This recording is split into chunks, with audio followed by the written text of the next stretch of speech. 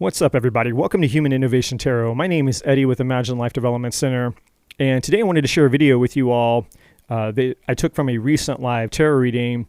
And in this video, I'm going to be demonstrating something that I call soul coaching. And so essentially what soul coaching is basically where we use a mixture of, oracle cards, tarot cards, obviously, channeled messages, and just my background in life and relationship coaching is kind of just a blend of all of it, basically, to essentially offer and provide guidance to those of you that I serve.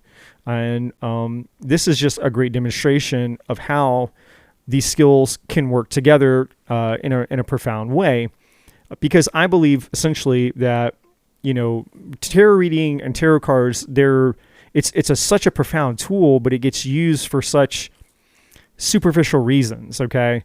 And when I say superficial, my definition of superficial is just anything that doesn't add spiritual value to our lives. Now, am I saying that, everything in life has to be super serious and super spiritual? No. In fact, we all do superficial things, and we all participate in some degree of superficial things. We go out, just learning, just enjoying yourself and going out to eat, buying things that you like, there's lots of things that we do that could be categorized as superficial. So it's not that word or that term in and of itself is wrong. It's just when we are too focused on the superficial, we don't advance, we don't grow, and we certainly don't get the fulfillment in life that we desire, right? So in this video, I wanted to demonstrate what soul coaching looks like. So for those of you that are interested in getting a personal reading or a private reading, or coming in, getting a free live tarot reading, this is kind of a demonstration, an example of what's possible when, you utilize, these tools or these cards in perhaps you're in your own way, in your own skills and your own gifts and spiritual abilities. You can actually help people in a very profound and meaningful way, as opposed to just, asking for, predictive types of questions, which is what most people do. And again, I'm not knocking that. I think there's a time and place for needing to know when something's going to happen and all those types of things. But I think that it needs to come from a place of us taking our power first. Right? Taking accountability and responsibility in our life. Like, are we showing up in life doing all that we can do to get the fulfillment that we desire? And if we are, then, that's a different situation. If I'm, for example, let's say I'm trying to build a business, and I'm hustling, and I'm putting, I'm maximizing my effort. I'm doing everything that I know to do. Then, and I'm curious about, what's my payoff going to be? I'm working really hard. I'm not just sitting around. I'm not just waiting for things to happen. I'm applying 100% effort towards this thing. What can I expect? In that case, a predictive tarot read would be, could be beneficial for me, because I can see if the effort that I'm putting towards my goals are going to actually produce an outcome. Whereas if the cards came back and said, well, you're putting all this effort towards something, but there's going to be little return for all this effort, then that's beneficial for me to know, because it's like, well, I need to pivot and I need to put my effort towards something that will grow, right? But that's totally different than saying, well, I wish I could start my own job. I wish I could start a business. I wish that I could have more money. I wish I could find love. I wish this, I wish that. Is anything going to happen for me? And somebody's going to do a card reading for you, and they're going to say, well, this is potentially what could happen for you, right? But if you're not really taking any action, you're not putting forth any effort, then that predictive reading is kind of pointless. And so that's, in my opinion, where the whole predictive tarot reading thing gets a little out of balance, right? So with all that being said, I wanted to share this video with you. I wanted to use it as a template and as kind of, a great example of what's possible, but also a great example of how, I can potentially serve you. So if you're interested in joining a free live tarot reading. The next time I go live, make sure that you're subscribed to the channel. Make sure the bell notification is on. Come join me for a free live tarot reading. Or if you would like a personal and private reading, all my personal and private readings are essentially the same thing that you're going to witness here.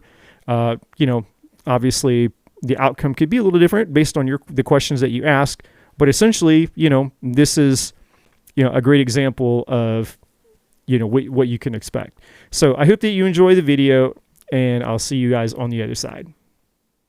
Worthy Queen. Okay. Worthy Queen, if you are here, you donated, you are up. Who is using black magic on me and why? Okay, well, I have a question for you, Worthy Queen. What makes you believe that, first of all, someone's using black magic on you?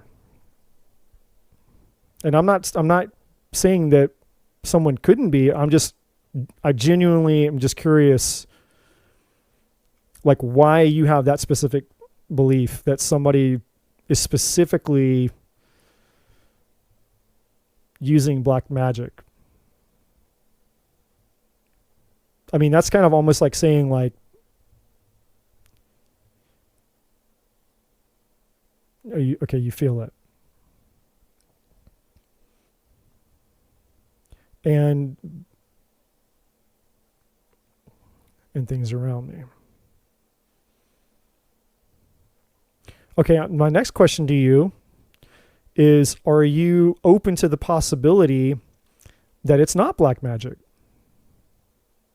I'm not saying that it is or isn't. I'll find out for you. I'll let the cards give an answer, but are you open to the potential possibility that it's not black magic? Because intuitively, what I'm getting, what I feel my guide is giving me, and again, I'll let the cards back me up or not. Intuitively, I don't feel that that's true. And I'm not going to lie to you and tell you that it is true. Well, it's a lot of things.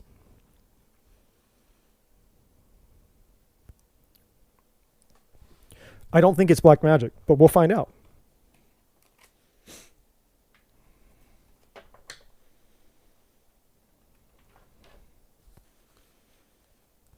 I just noticed something. I need to fix something really quick. I need to do this so I can see what you guys are saying when I'm looking this way.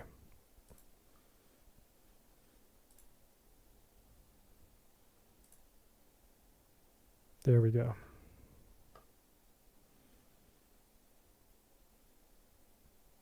All right, that's what I needed. Okay. She's open. Awesome. All right, so let's find out. What is the negative energy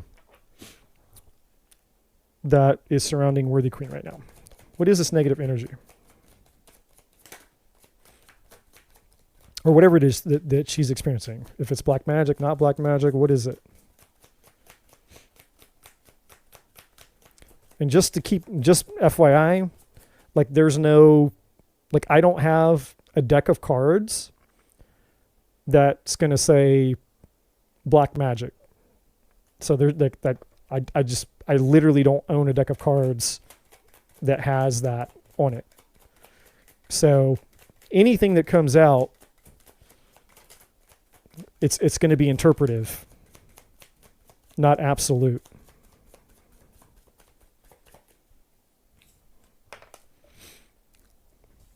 Okay, well, we have validation here. Collective in reverse.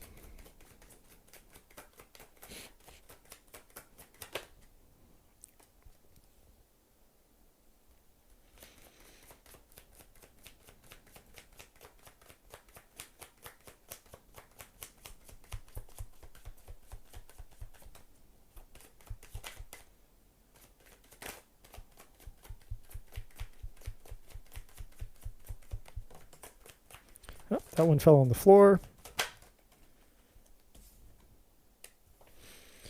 I'll get the matrix out. And illumination. Yeah. Yeah, I can already see where this is going. And patterns at the bottom of the deck.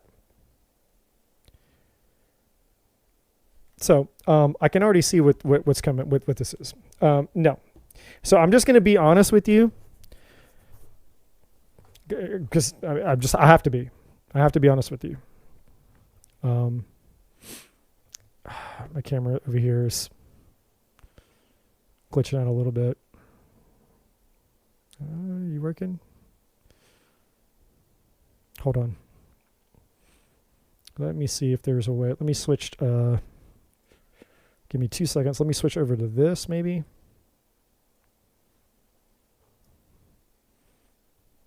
Hold on.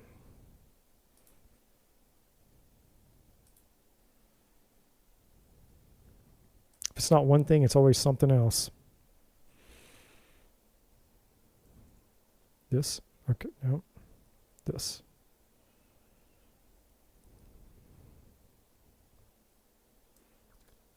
All right.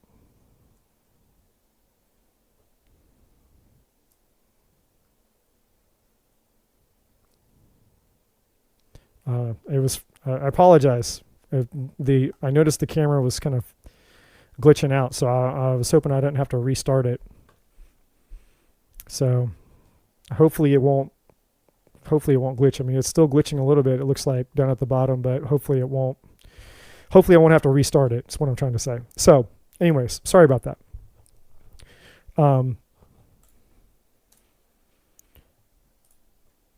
So yeah, this isn't black magic. This is a pattern, right? So there's some type of pattern here, a pattern of thinking, a pattern that you've had perhaps for a long period of time. And I'm going to try to figure out what it is, but it's not black magic.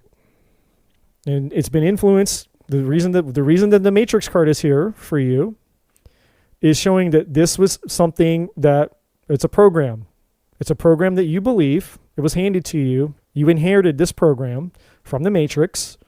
And the matrix is just representative of institutions, any institution, religion, politics, family, generational. Institution could be anything, right? But it's the matrix. It's the bullshit. The bullshit that we believe that goes uninvestigated. So it's swimming around in our subconscious, unconscious patterns, beliefs, and all these things that we're just unaware of. We don't know where that programming, those thinking came from. Well, we may not be consciously aware of it, but where it came from is from sources outside of ourselves. Now, the beauty of the opportunity that you have here is the illumination is here.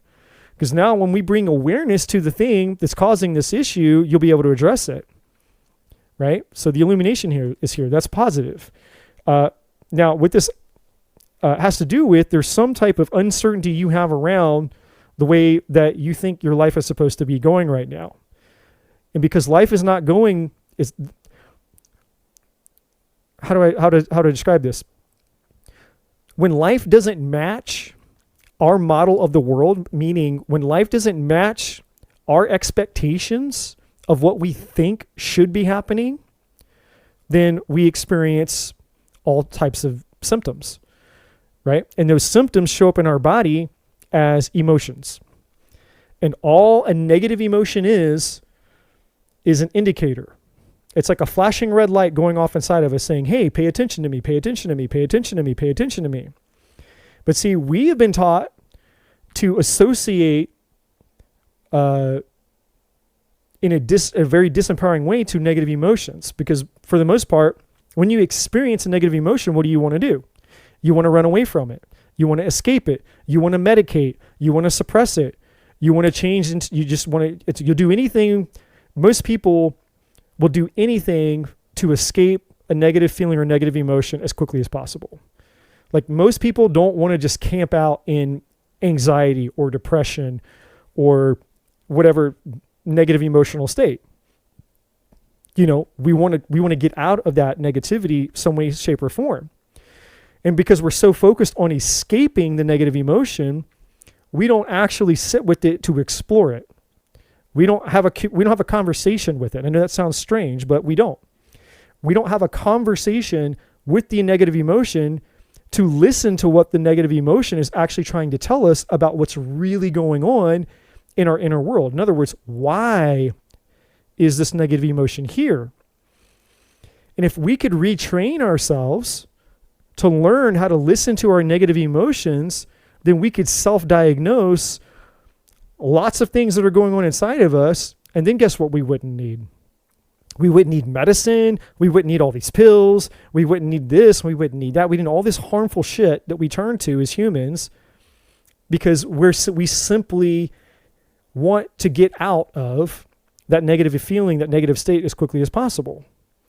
And just like I said in the presentation earlier, we will do more to avoid pain than to gain pleasure, right? So not very many people have the ability, to sit in that emotion and converse with it, connect to it and say, hey, what are you trying to tell me? What are you trying to teach me? What is this really about? Right?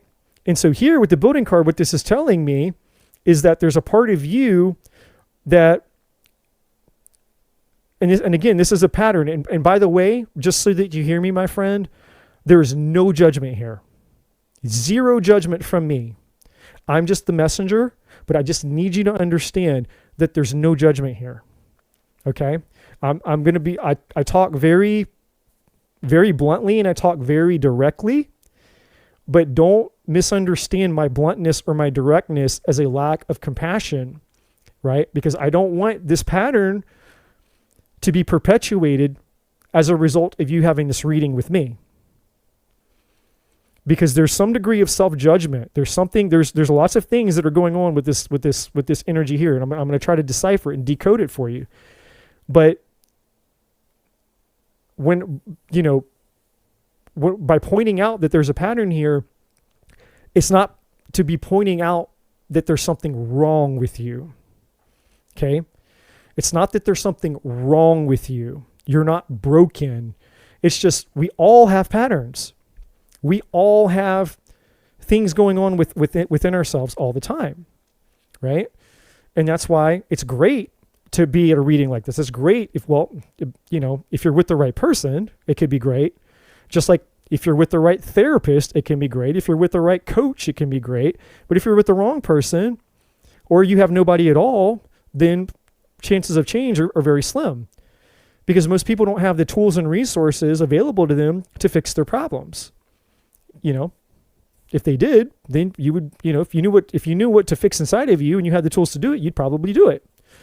At least I think you would. I genuinely think that you would. So again, I'm not here. There's no judgment from me, and there's nothing wrong with you. So this isn't we're trying to figure out what's wrong with you. This is self-discovery, right? So neutral objectivity. So what I want you to do is I want you to become a student of life right now. And I just want you to be in a neutral place of objectivity where it's like, I'm just here to learn. I'm here to learn about myself. Like what can I take away from this that I can change so I can stop whatever this negative emotion that I'm feeling so I can break this pattern by way of illumination so that I can get my freedom.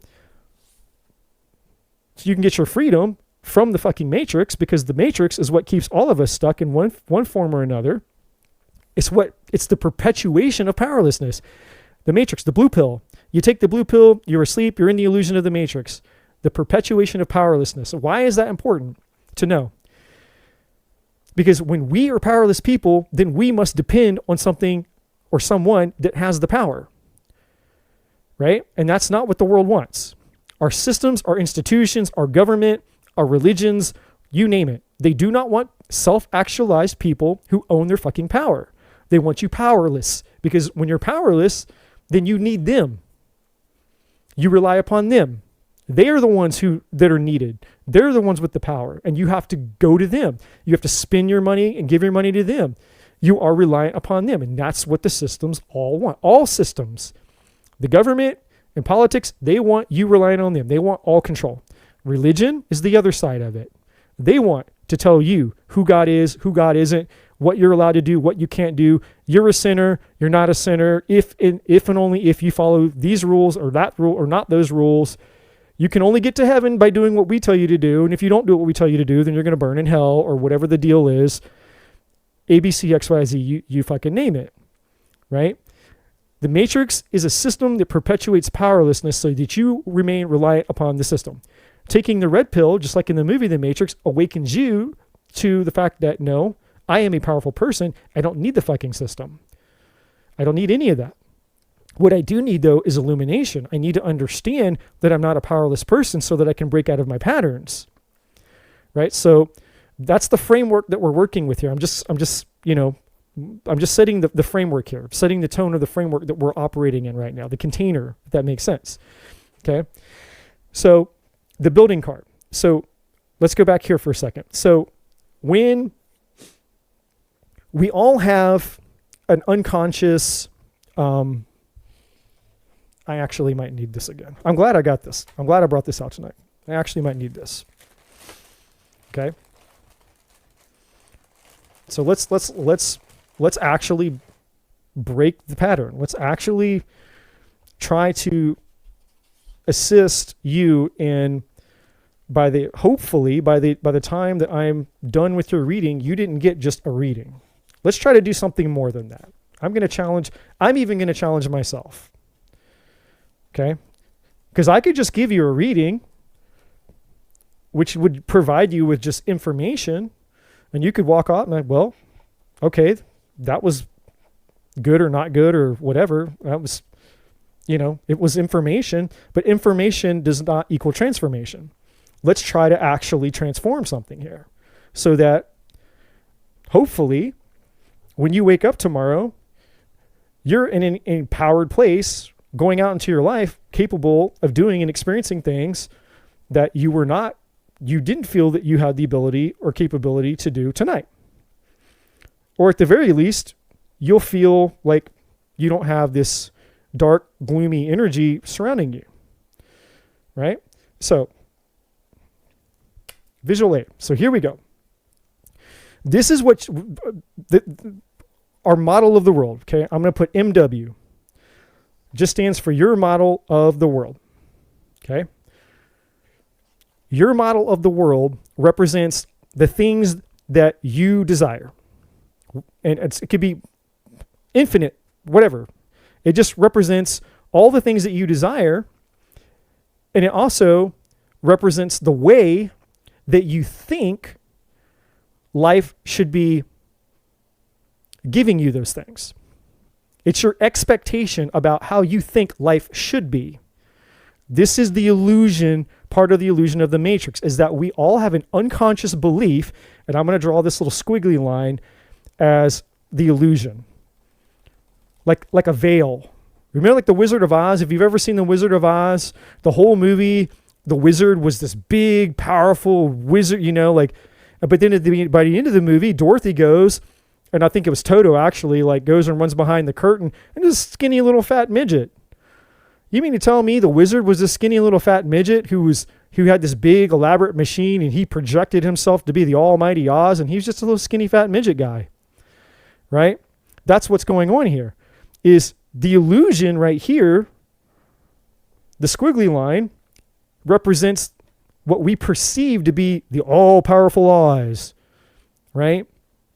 But if we could get behind the illusion, we would be able to see what's real. Well, the illusion is what you currently believe. It's life, what I want and what I desire, and the expectation of being able to achieve or get or have what I desire out of life. I have an expectation. There's a way that I believe. There's a type of thinking, unconscious belief that I have that life should be a certain way. Now, unfortunately, and the reason that's an illusion, like the wizard and the Wizard of Oz, the reason it's an illusion is because, is it true? Does life work that way? Does life really give two shits about your expectation. If you sit and you demand of life, well, I want you to be like this, and I want you to give me that, and I want it to work like this, and I don't want it to work like that, and I want the rules to be like this, blah, blah, blah. It's like we have these rules, these expectations that life is supposed to be a certain way. Now, when life does not match, okay, I'm going to change colors here. Actually, I'm going to do this. All right, life. Here's L for life. I'm just actually write it out here. This is what life really is. This is what we think life should be. This is our expectation. You think reality should treat you this way. But this is how life really is. This is real life right here. When real life does not match your expectation of the world, you experience this. This is a psychological fact, by the way. You experience suffering. When life does not meet or match your expectations for the way that you think life should be, you experience suffering. Suffering is all of the experiences and negative emotions that you're experiencing inside of yourself. Going back to what I said, all a negative emotion is an alarm and an indicator signaling to you that there's something inside of you that needs to be investigated. So why the fuck did I just share all this with you? Let's talk about that. The reason I just shared all that with you was because of this card, building. And it's like, what the hell does that card, building, have anything to do with everything you just shared? Well, it's not so much the words, and it's not so much even really with the card. It's just that what these buildings in their translucent type of form here represent are the expectations, the unconscious, subconscious expectations that you have about the way you think life should be based on the programs that the Matrix has given you. And your life has not been living up to those expectations. Life has not been meeting your expectations about what you think life should be. And so now you have all these situations and circumstances that have been happening in your life. And so what the brain has to do is the brain has to attach meaning to the experiences that you're having so that your brain can make sense of it. That's how the brain works. Now, here's something for all of you that are here listening. Your brain, this guy up here between your two ears, doesn't give two rat shits about your happiness or fulfillment. Your ego and your brain could care effing less how happy and fulfilled you are. The primary function of the brain is to keep you safe at all costs. Now, the second thing that the brain does, and this is very important for you to understand and know, is anytime you experience something in life, the brain will attach a meaning to it unless you take control of that situation and you attach your own meaning to it. So this is where the whole idea of conscious awareness and unconscious awareness come into play. If you are a consciously aware person, you go through a bad experience in life, a consciously aware person might say, hey, I know this terrible thing happened to me, but it's going to work out for my highest good. And even though I'm not sure how or why or what's going to happen, I don't know how, this is going to turn, I'm not sure where the treasure in the pile of shit is or how this is going to turn out good for me. I don't know, but I just know that somehow, some way, some shape, some form, this terrible thing that's happened to me is serving me for my highest good. And it's just a matter of me figuring it out or, giving it time to unfold or whatever. That's what a conscious person can do. You have the power to determine, to give meaning, definition to a certain outcome. What unconscious people do is they allow the brain to create the story. And so something happens, something negative happens, whether it's big or small, doesn't matter. Unconscious thinking. Something negative is happening in your life. An undesirable experience is occurring in your life. The brain starts associating meanings. And the meaning in the story that it's going to associate to the experiences you're having are always to do one thing: protect you. So your brain's like, hey, I don't like that. That experience we just had, that was painful. It sucked. I felt shitty. I didn't like it. The brain goes, okay, cool. Let's create a story about that situation, right? And so that story becomes a belief. That belief gets projected onto, it becomes part of your model of the world. That's how this works. You have a negative experience. Your brain creates a meaning. That meaning becomes a belief. And once it becomes a belief, that belief gets uploaded into the whole bank of beliefs. All the beliefs that you have. Your bank account of beliefs, which is called your model of the world, or your expectation of how life should be. Because how else would you have an expectation about how life should be? Or how do we form an opinion about how life should be? Well, you form an opinion about how life should be based on the experiences of life that you're having. That's how we all come to a conclusion. Everyone's conclusion to the meaning of life is sheerly based on the experiences that they're having in life. If you have a bunch of shitty experiences in life, then you might conclude that life is shitty. If you've lived your life, the Paris Hilton life, and you've lived in luxury and wealth, and you've lived in the silver spoon, and everything's been handed to you, you've never had to suffer or hurt a day of your life, you might think life is great. I'm really lucky, right? So your model of the world is based on the experiences that you're having. It's shaping that because your experiences are shaping your beliefs, and your beliefs are shaping your model of the world. And your model of the world governs the expectation that you have about the life that you think you should have. It's a projection. I think I should have more money. I think I should have an honest, successful, wealthy, tall, dark, handsome man in my life who'll never betray me, never cheat on me, and treat me like I'm a queen. I think I should have, this and that and the other, right? You're projecting your expectation of the way you think. And I'm not saying specifically you, this is for everybody. I'm talking globally to everybody. You're projecting the expectation of how you think life should be. So then what happens is you have this expectation, this fantasy that you think life should be a certain way. But then when life shows up, the harsh reality is life isn't the fantasy. So now there's a discrepancy. And the discrepancy is, man, life isn't what I thought it is. And you're trying to figure out, and this is what we all do, by the way. Every single one of us starts to go trying to figure out, how do I get life to be the way that I want so that I can have what I desire to have? And so you're trying this, you're trying that, you're trying this, and you're trying that. Nothing is working. So you feel powerless. You feel stuck. Right? And that's what suffering is. Pain is a part of life. Suffering is a choice. Every one of us is going to go through pain. If you're living and you're breathing and you're listening to the words that I'm saying, you're going to experience pain, big and small. Stub your toe on the door, or your dog dies, your family dies, or maybe you almost nearly die. Tragedy happens. Every single one of us is going to experience pain.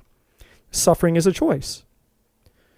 And suffering occurs when our expectations about how life is supposed to be doesn't match reality. And we feel powerless to change it. That's the key. When we feel powerless to change reality based on our projected expectations of the way it should be, we suffer. Because it's like, what do I do to change this? I'm unhappy. I'm unfulfilled. There's all this negative emotion, all this negative energy that we've been talking about for you specifically, right? And so we feel powerless to get a change out of our life. We start to experience suffering. So what happens is the emotion that we're going to globally call suffering is an invitation into ourselves to untangle the bullshit and the lies and all the programming so that we can understand, we can experience it.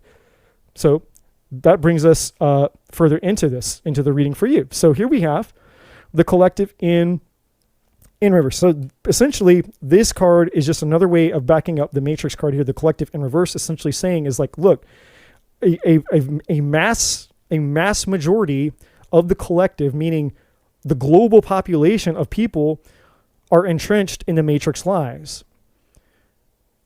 It's a pandemic of powerlessness. We have a bunch of people who feel stuck, unhappy, unfulfilled. They're miserable. They got the dark clouds swirling around them too. And it's like, what do I do about it? And like I said at the very beginning of the reading, this is literally the mass awakening. People are just going to start feeling more and more of negative energy, more and more depression, more like, I don't understand. Some people, their lives are actually great. They got money, they got the woman, they got the man, they got the job, they got millions of dollars in the bank account, they got the Ferraris, they got all the shit. And they're going to wake up one day and they're going to be like, I'm fucking miserable. What happened? And they're going to start, what do I need to do? I don't understand. They're going to think that they have a diagnosis. Is it my health? Am I psychological? What's going on? And they're going to start going all out here to troubleshoot a spiritual problem. They're going to get on medications and they're going to therapists and all these things and changing their diet and doing all these different things to try to give some type of comfort and relief to the spiritual bankruptcy that they're experiencing in their soul. And the only way that you can deal with a spiritual problem is with a spiritual solution. There's nothing outside of you. There's no pill. There's no diet. There's no man. There's no money, woman. There's no money. There's no wealth. There's none of that shit's going to help you. There's no therapist, at least not traditional therapy. You can't sit in front of somebody and talk about your problems and like, oh, well, thank you for sharing that. Well, I'm sure, come back next week and we'll, you can bitch to me more if you want. Like, that's not going to solve problems. So what needs to happen here? And first of all, I'm getting ahead of myself. So let's get over here. We didn't talk about the validation card. So the first thing that came out this was the first card that came out. There's two things here. There's two energies attached to this for you, Worthy Queen.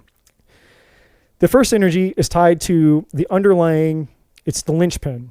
And the linchpin is like the Jenga game. If you know what that is, you have the blocks and it's a game. You pull the blocks out and everyone gets a turn. And then when you pull the block out, you put it on top of the thing. And you lose the game if the person that pulls the block out and collapses the tower, you're the person that lost the game, right? Well, in this case, the intention is to pull the block and let the tower fall. The tower is like the infection. It's the limiting beliefs. It's the false beliefs. It's whatever the thing is inside of you that's keeping you stuck, that's keeping this negative type of energy around you. So we want to pull whatever that thing is out. We want to pull out the infection, and we want that whole negative belief system and all the shit in your mind, all those negative disempowering beliefs to crumble so that your mind can create empowering beliefs, right? So the validation here, the linchpin, the block that we need to pull out of the tower has to do with the fact that at some point in your life, probably way back when you were a child, you did not get enough significance. So going back to the whole presentation, I don't know if you're here for it or not. I don't know.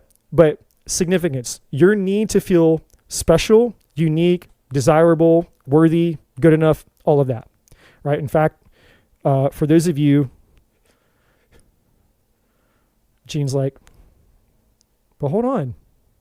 Paris Hilton got sexually abused, and maybe she did. I don't know if she did or she didn't. And when I use the Paris Hilton analogy, I'm not bashing Paris Hilton. I'm just saying that, Paris Hilton probably has it better than a lot of people do. So you can come here, and I just dropped it in the chat for anybody that wants it again. The PDF, you can open the PDF and you'll see all the needs, and you can scroll down. It's the third need. The third human need is significance. And you read that whole section in the PDF. It's not long. It'll tell you all about the need for significance. So that's what this card was saying, that when you were young, and this is how our brain is formed with our caretakers.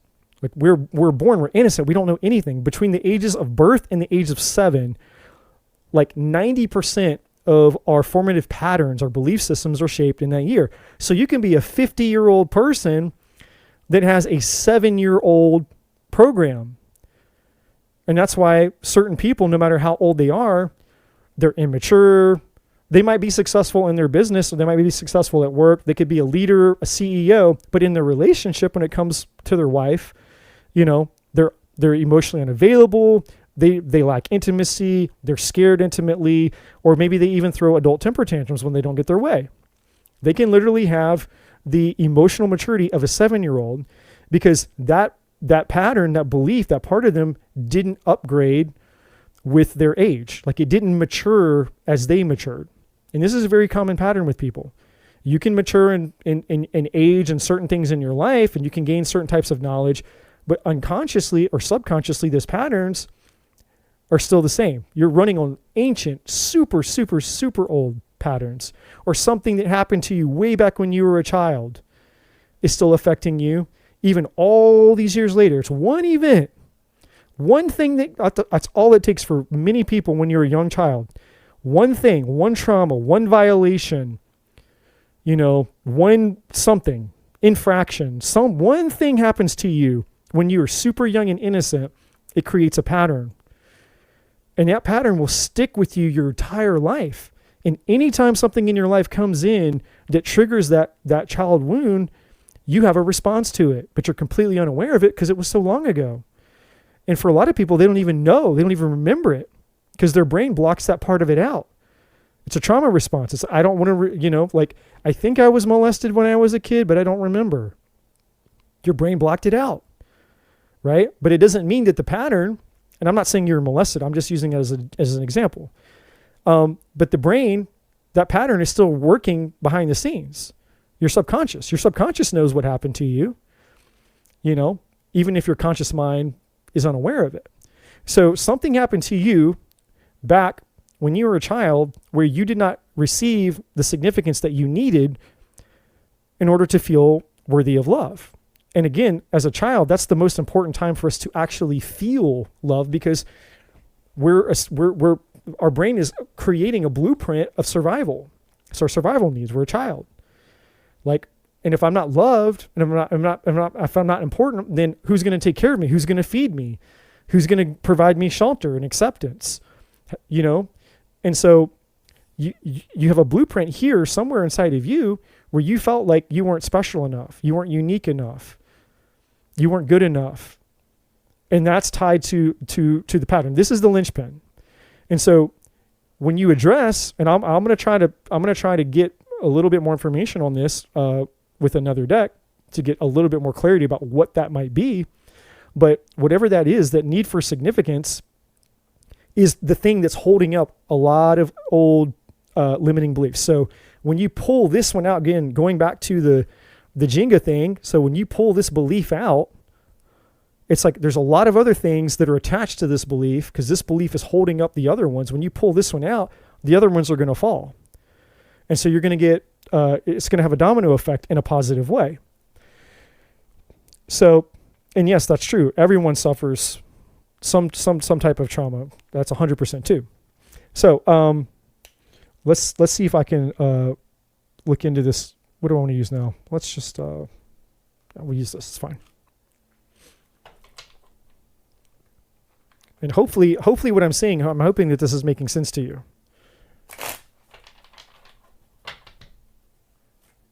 Hopefully you guys are tracking. All right, so why is the validation here? What happened here with this validation? Oh, I forgot to tell you the second energy. I'm sorry. I said there was two energies attached to this. That was the first energy. The second energy attached to the validation is that you have a purpose here. You have a purpose here.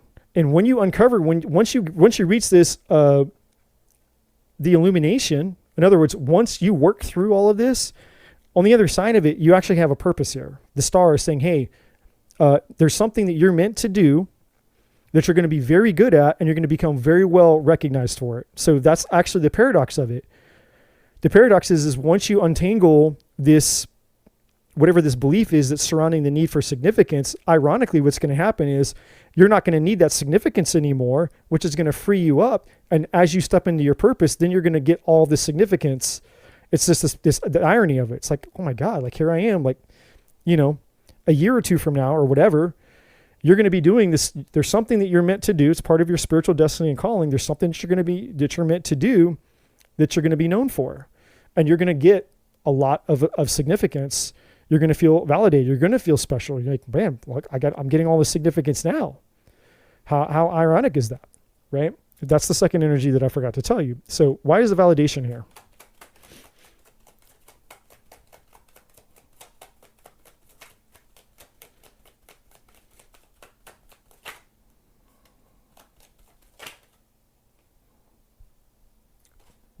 Yep. There we go. Okay, so yeah, we have the Page of Wands coming out more or less in reverse. So that's just the card telling me what I already know. That's just saying, hey, I don't feel special. I don't feel valuable. I'm going to see if I can get it to give me something specific, though. Okay, yeah, there was a pain, there was a trauma. Three of Swords. There was something that happened when you were very young, as I suspected. There's also, actually, there's a few things that have happened with you, Worthy Queen. I'm sensing one specific relationship. It might have been one of your first relationships, but there's a relationship with this specific man. I'm assuming you're a woman, Worthy Queen. I'm assuming you're a woman. If you're not a woman, I apologize in advance. I'm assuming you're a woman, but there is a relationship I'm sensing with a certain man that didn't work out for you, and there's still a lot of residual heartache. And the experience that you had with the ending of that relationship with that man it's like it poured gas on whatever fire that was already there, metaphorically speaking. Whatever the trauma is that you had as a child, it's like whatever happened to you and this guy, it's like it aggravated that old trauma. It's like it poured gas on it and made it worse. So it's like it was, in other words, it was like confirming your deepest fear, even if you weren't aware of it. There was a comfort. It was like, I'm not worthy. I'm not good enough. Right.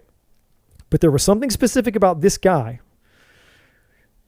something very specific about this guy who hurt you and affected you. And it's flaring up that old childhood wound. So it's stacked is the word I'm trying to say. It's an event that came and confirmed your worst unconscious belief that I'm not special, I'm not good enough. Because those two, love and significance, are basically, in your model of the world, those two things are coexisting. So in other words, in order for you to feel that love is possible for you, this whole significance thing and the trauma and the hurt and the childhood stuff, all of this stuff surrounding the significance and why it's there is the access point of love. And so anytime that you try to go for love and try to experience love, which again, for most people is what everyone's really out for. Like most people, I would say, if you were to, if they were being completely honest with you, most people would say that a huge, huge purpose and meaning of their life is to experience love, to find a soulmate, to find a partner, intimacy, all of that, right? And so anytime that you get you find yourself in a realm with a person, another human being, you're in this world with this person and you're navigating this thing called love, it's like it starts to pour gas on that fire, because love is engulfed in this trauma. I'm going to show you the best way. I'm going to show you a way to conceptualize this that's helpful. And this is for everybody. So everybody can thank Worthy Queen for being our first person out of the gate tonight, but also that she's here to teach us something that we can all learn from. Okay? So those of you that are waiting patiently, I appreciate your patience while you wait, but also don't just wait. Take an opportunity to learn something that could be extremely valuable for you. And just because it's not valuable for you maybe right this minute doesn't mean that you won't have an experience at some point down the road where it is valuable for you. Okay. So I'm going to do this. So we have, I'll use the black marker. So here is, I'm going to use red first. So here's love, right? Here's the love that you desire. Oh, that's not working. Yeah. Okay. Never mind. Let's use the other red marker. I got two red markers. Maybe this one. There we go. I just need some good red, so it's nice and clear and visible. This is love, the energy of love. This is pure, untainted love energy with no distortions in it. Okay? Now, what happens is, as we experience trauma and we experience loss, fear, all these things, it's like this black pen. Now, if I take this black pen and so here's all the trauma, all the shit that happens to us that's covering up and infecting the purity of our love. Now, what color do you see? Do you see red or do you see black? Right? It's like, well, I see both. It's not one color is more than the other and the other's not more. It's like just all kind of tangled up in there. Right? And so the reason I'm showing you this is because, again, the significance, this pattern that you have that we're trying to untangle here, whatever happened to you with this guy, going back to this energy attached to this card. So you have two things going here. You have the childhood issue, and then you have this issue with this guy. And there's another issue too. There's three swords, 3 issues, 3 traumas, 3 major influencers into this energy I'm explaining to you right now. Okay. The first one is something happened to you as a child. I don't know what it is, but it happened to you when you were a child. The Page of Wands in reverse says, hey, something happened to you when you were a child. You weren't special enough. You weren't good enough. And that became a hard-coded belief in your mind, which is what we're talking about. That was one of the swords. The next sword, there's a guy, some type of guy that you dated. I don't know who, but you had a relationship with the man. Could have been romantic, could have been a friend. I don't know. Could have even been a family member. I don't know. But there's a relationship with the man, and that relationship hurt you. It added more black. All the black that I scribbled over the red. Right? There's a third one. And the third one is self-induced.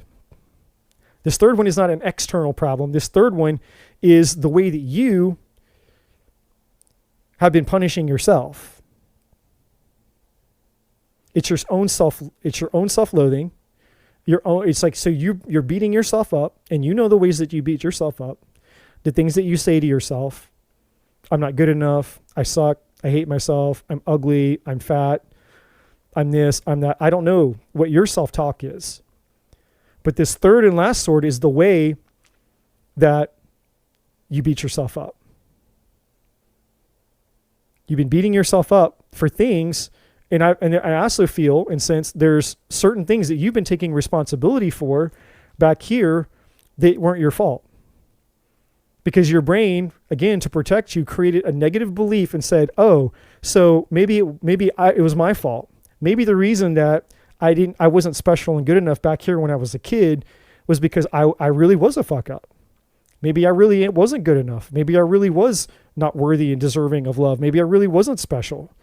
Or maybe you had a problem. Or maybe your parents told you had a problem. Maybe your parents told you were dumb or stupid. Or why can't you do this? Or why can't you be like that? Or who knows? Who knows what caused the pattern? But something happened where you took responsibility for it. You thought, well, maybe it is. Maybe it's true. Maybe it is me. And then whatever happened with this guy in this other situation, there's a part of you, whether you're aware of it or not aware of it, you took responsibility for that too. Like, well, maybe I did fuck up that situation or that friendship or that relationship. Maybe it was my fault. Maybe if I would have been prettier, maybe if I'd have been smarter, maybe if I would have done this, maybe if I would have done that, And then so the third sword here has to do with the way that you've punished yourself by taking responsibility for things that were never yours to take responsibility of. And I can feel your energy right now. I can feel your energy right now. And I can feel that pain that you're feeling. So this thing that you've called black magic, this dark magic, on one hand, you weren't wrong. I want to apologize to you. On one hand, you weren't wrong. It is dark magic. But it's not dark magic that somebody was throwing or casting upon you. It's all the dark magic that has infected you because you partnered with a lie and a belief that you aren't good enough. you're unworthy, that you don't deserve love. And after so much of trying to deserve love and deserve love and deserve love and deserve love and deserve love and deserve love, and being unable to attain said love, you turned on yourself. And the reason that you turned on yourself wasn't a conscious decision, but the reason that you turned on yourself was because your brain decided the best way that we can protect ourselves from this stuff that's going to hurt us called love is to go ahead and just take responsibility for it. Your brain is very, very intelligent. Our brain knows us better than we know ourselves. Our brain knows exactly what to do, exactly what belief to create, exactly what to project, exactly how to manipulate and control us to protect us at all costs, because that is the primary purpose of your brain, to keep you safe. And that's what your brain has done here. Your brain decided enough is enough. Your brain said enough is enough. We've gone through enough hurt and enough pain and enough loss. And no one has protected you. So your brain says, I have to step in and protect you. I have to protect us from this ever happening again. So your brain came up with a very, very intelligent little trick here. Your brain said, I know what we can do. See, if your brain says, well, if I'll make the problem out here outside of you the issue, then you're too smart for that, because you'll just keep going out and you'll just keep trying to navigate your way around it. Like, okay, well, like you'll basically, what I'm trying to say is your brain knows that you'll have hope. Your brain's like, if I allow her to have hope, then I can't protect her from this. So how do I get her to lose hope? Because if I can get her to lose hope, then I know for sure that she's protected from this love shit. All this love shit that she wants to experience that would make her happy and light her soul, set her soul on fire and set her free. Because that's what you came here for, worthy queen. You came here to be love and experience love and to give love. But you've been hurt from a very young age because you didn't think that you were worthy of love. You didn't think that you were good enough for love. And so your brain said, enough with all the hope. You keep hoping that you're going to get love. You keep hoping you're going to get love some way. You keep hoping that you're good enough, rather, that you're going to get love. Your brain says, I know what I'll do. I'm going to attack her hope. So the best way for your brain to ensure that you lose hope is for you to turn on yourself. Because when you take responsibility and you think you're the problem and nothing's changing, you lose hope. I'm fucked up. There's no hope. It's me. I'm the problem. It's been shown to me time and time again. I'm the problem. I'm not good enough. I'm not good enough. I'm not worthy. I'm not good enough. So be it. I'm not good enough. And the minute that you started to believe that you were the problem, that you really weren't good enough, then you started hating yourself because you were the problem. Because now you thought you were cursed, hence the black magic. I'm cursed. It's got to be black magic. I'm cursed.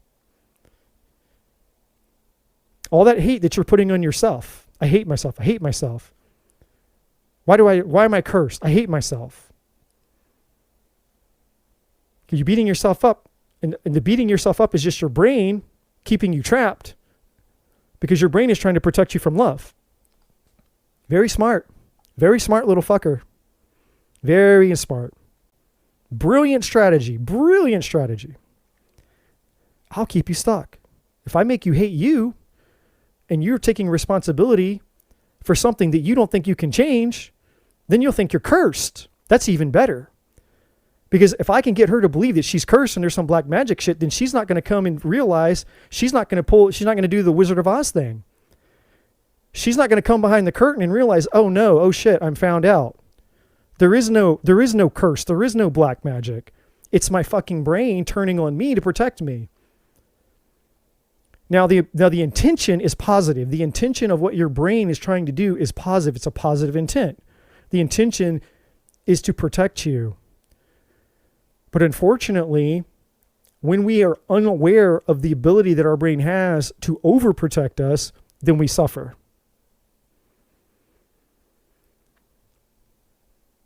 That's right, worthy queen. That's the crazy part, is how you can so easily give unconditional love to other people and help building them up. You're absolutely right.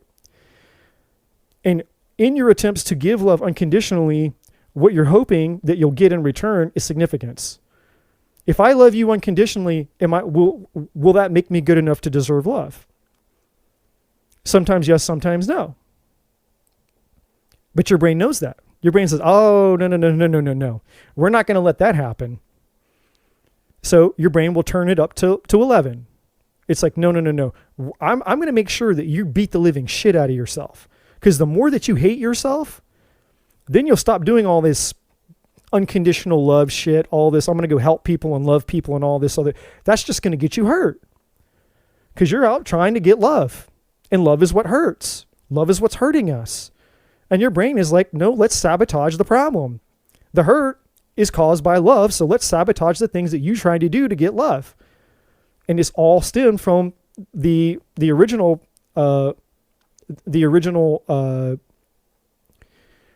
belief that you were not good enough to get love to begin with. So it all stemmed all the way back from your most primitive, earliest belief. You were never good enough to deserve love from the start. So that's your brain. Your brain's like, hey, you know what? You were never good enough to deserve love when you were born. You know what the sin is, worthy queen? You know what your biggest problem is? Your biggest problem is you were fucking born. You came into this world and the world didn't need you. There's no love here for you. You don't deserve any love. You're not good enough. You're not worthy enough. You don't deserve love. Your brain's like, oh, okay, got it. I got it. You're right. Look at all this evidence. That's the other thing the brain does, collecting evidence. Your brain is collecting all of this evidence about how unworthy you are for love. And yet you kept trying to go out to get love. Well, if I love people and I try to show people that I am good enough, maybe they'll love me back. But that's not working because your brain's like, no, I'm going to sabotage that. And so your brain is working overtime to sabotage you by making you hate yourself and making you believe that you're cursed. And so it feels like black magic.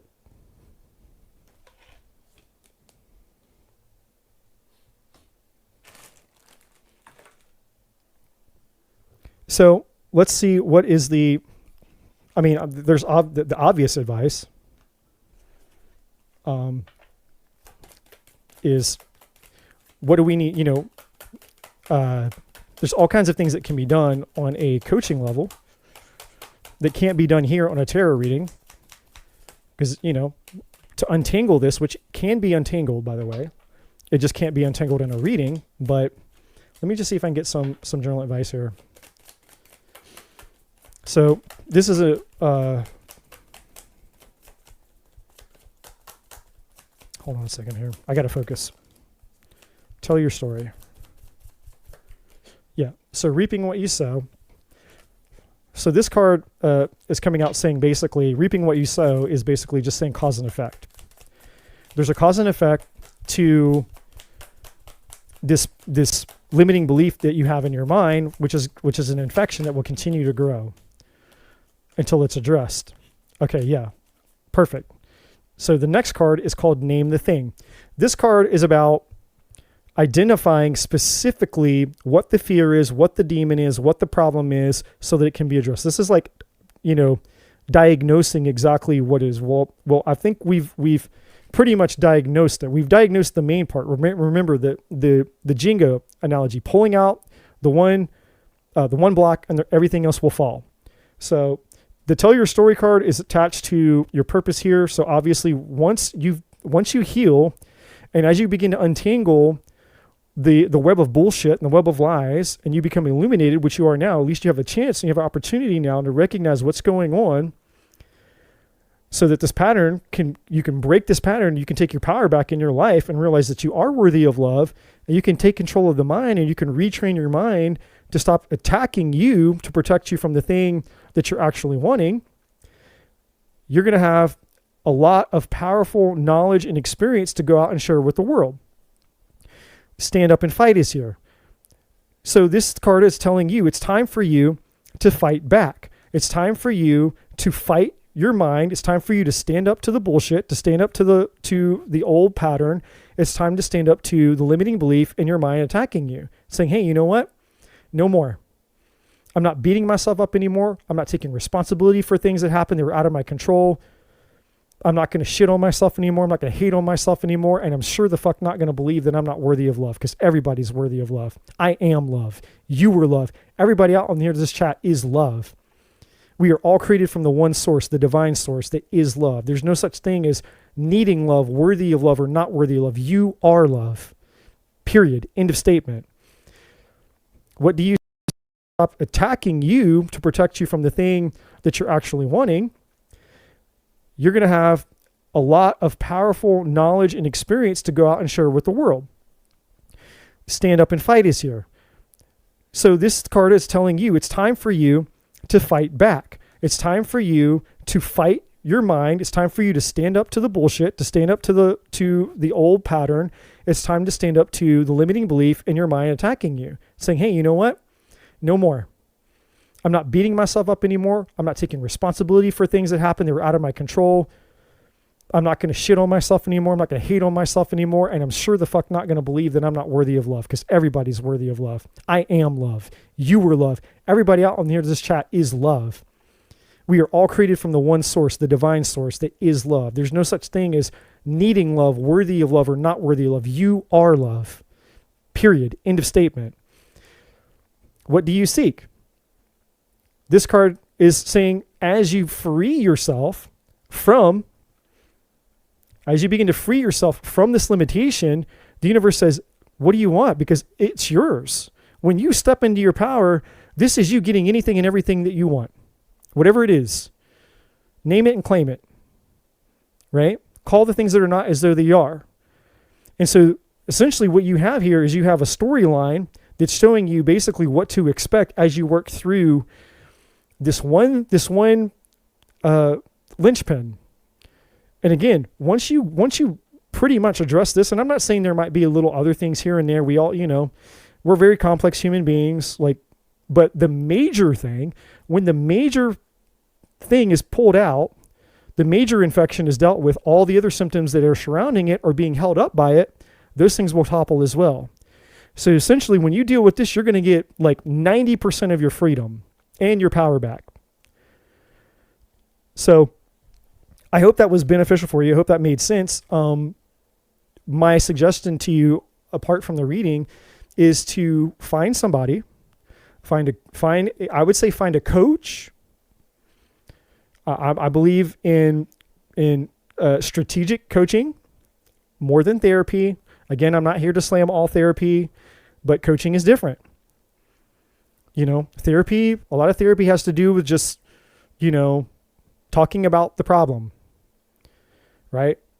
Strategic coaching is about solving the problem and solving the problem as quickly as possible. If you find an actual good coach, a good coach isn't there to just keep you baited where you've come back in. You've been working with this coach for 5 years, multiple sessions, and you shelling out. A legitimate coach is like, look, based on the problem you have, I think it's going to be this many sessions. Let's get the shit done. Let's get you out. Let's get you living your life, stepping into your power. And I hope that I never see you again.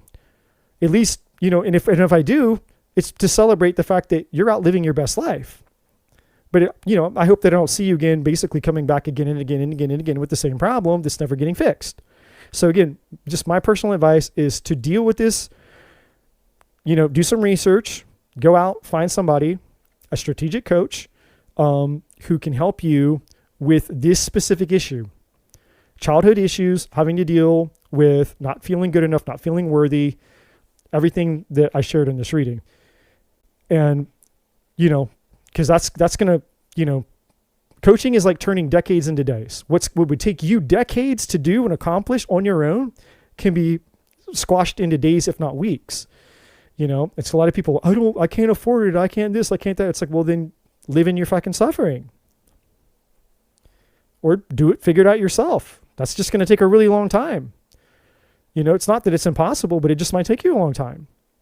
And meanwhile, they're buying, you know, $100 flat screen TVs and spending $10 on their Starbucks drinks every single day. And by the time you get to the end of the month, you could have paid for 2-3 coaching sessions.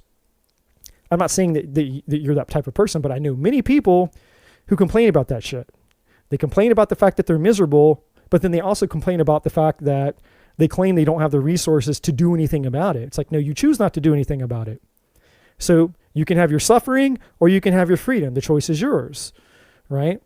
But you can't bitch about both. You can be like, oh, I hate the fact that I'm suffering, but I can't get any help, any solutions. It's like, no, you can. And again, I'm not talking directly to you, but that's just a generalization that I see in the world. A problem that I see is that people are not growth-oriented or solution-oriented people. They're victims. They want to blame. They want to stay powerless. They want to stay helpless. They just want to sit and moan and bitch and whine and cry and sit in their suffering, right? That's a choice. But, you know, for the people who make that choice, you know, we all get what we tolerate in life. Doesn't make sense to me, but I'm not those people. But I'm also not here to judge. So I hope that makes sense for you.